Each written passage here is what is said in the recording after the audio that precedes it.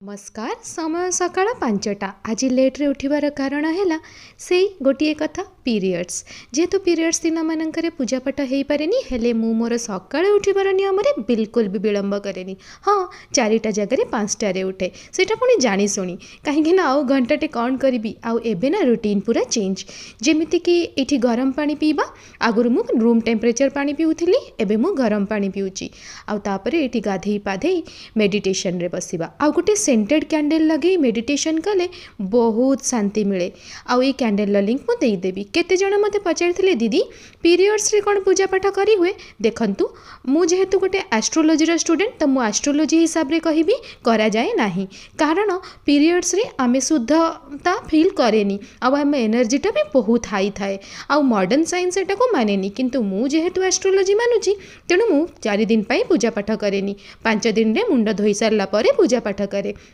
अच्छा दिनचर्या तो सब सब एमती थिला राति रे टिके परिबा पाई जाइथिली आउ एठी शीत दिन बहुत सुंदर परिबा सब आस जाइची परिबा पत्र सब किणी सारी आसी घर को आसिली तापरे जहाँ जहाँ सब जोठी रखिबा कथा सेठी रखी देइथिली देखंतु पूजा पाठ लाइफ रो अभिन्न अंग किंतु आम शास्त्र आउ आम पुराण को मानिबा भी आम पई बहुत जरूरी तेणु एई 3-4 दिन मु पूजा पाठ करेनी किंतु मेडिटेशन आउ नाम जप करे आउ राति रे मु एठी कंदमूल को सिजेकी